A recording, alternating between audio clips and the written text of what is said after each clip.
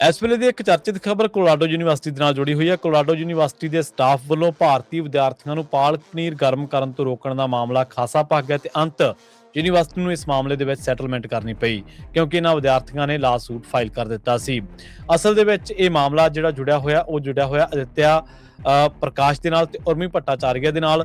ਇਹ ਸਤੰਬਰ 2023 ਦੀ ਗੱਲ ਆ, ਜਦੋਂ ਕੋਲੋਰਾਡੋ ਬੋਲਡਰ ਯੂਨੀਵਰਸਿਟੀ ਦੇ ਵਿੱਚ PhD ਕਰ ਰਿਹਾ ਅਦਿੱਤਿਆ ਪ੍ਰਕਾਸ਼, ਤੇ ਉਹ ਆਪਣਾ ਖਾਣਾ ਗਰਮ ਕਰ ਰਿਹਾ ਸੀ। ਤਾਂ ਉੱਥੇ ਇੱਕ ਸਟਾਫ ਮੈਂਬਰ ਪਹੁੰਚਦੀ ਹੈ ਤੇ ਉਹਨੂੰ ਕਹਿੰਦੀ ਹੈ ਕਿ ਤੇਰੇ ਖਾਣੇ ਦੇ ਵਿੱਚੋਂ ਬੜੀ ਭੈੜੀ ਸਮੈਲ ਆ ਰਹੀ ਹੈ ਤੇ ਤੂੰ ਇਸ ਨੂੰ ਇੱਥੇ ਗਰਮ ਨਹੀਂ ਕਰ ਸਕਦਾ। ਉਹਨਾਂ ਨੇ ਕਿਹਾ ਕਿ ਇਸ ਤਰ੍ਹਾਂ ਨਹੀਂ ਹੈ, ਅਸੀਂ ਕਰ ਸਕਦੇ ਹਾਂ ਤੇ ਸਾਨੂੰ ਇਹ ਆਜ਼ਾਦੀ ਹੈ, ਔਰ ਉਸਨੇ ਵਰਤਿਆ। ਬਾਅਦ ਦੇ ਵਿੱਚ ਅਦਿੱਤਿਆ ਪ੍ਰਕਾਸ਼ ਤੇ ਉਰਮੀ ਭੱਟਾਚਾਰੀਆ ਨੂੰ ਵਾਰ-ਵਾਰ ਮੀਟਿੰਗਾਂ ਦੇ ਵਿੱਚ ਸੱਦਿਆ ਜਾਣ ਲੱਗਿਆ ਤੇ ਉਹਨਾਂ ਨੂੰ ਤੰਗ ਪਰੇਸ਼ਾਨ ਕੀਤਾ ਜਾਣ ਲੱਗਿਆ। ਇੱਥੋਂ ਤੱਕ ਕਿ ਉਰਮੀ ਨੂੰ ਤਾਂ ਬਿਨਾਂ ਕਿਸੇ ਕਾਰਨ ਤੋਂ ਉਹਦੇ ਅਧਿਆਪਨ ਸਹਾਇਕ ਦੇ ਅਹੁਦੇ ਤੋਂ ਹਟਾ ਦਿੱਤਾ ਗਿਆ। ਫਿਰ ਮਾਮਲਾ ਅਖੀਰ ਜਿਹੜਾ ਉਹ ਸਤੰਬਰ 2025 ਦੇ ਵਿੱਚ ਸੁਲਝਦਾ ਹੈ ਤੇ ਯੂਨੀਵਰਸਿਟੀ ਇਸ ਮਾਮਲੇ ਦੇ ਵਿੱਚ ਦੋਨਾਂ ਨੂੰ $2 ਲੱਖ ਦੇਣ ਦੀ ਜਿਹੜੀ ਆ ਉਹ ਗੱਲ ਦੇ ਉੱਤੇ ਸਹਿਮਤ ਹੋ ਜਾਂਦੀ ਹੈ। ਦੋਨਾਂ ਨੂੰ ਮਾਸਟਰ ਡਿਗਰੀਆਂ ਦੇਣ ਤੇ ਵੀ ਸਹਿਮਤੀ ਹੋ ਜਾਂਦੀ ਹੈ। ਸ਼ਰਤ ਇਹ ਲਗਾਈ ਗਈ ਹੈ ਕਿ ਉਹ ਕਦੇ ਵੀ ਦੁਬਾਰਾ ਇਸ ਯੂਨੀਵਰਸਿਟੀ ਦੇ ਵਿੱਚ ਦਾਖਲਾ ਨਹੀਂ ਲੈਣਗੇ ਤੇ ਨਾ ਹੀ ਉੱਥੇ ਕੰਮ ਕਰ ਸਕਣਗੇ।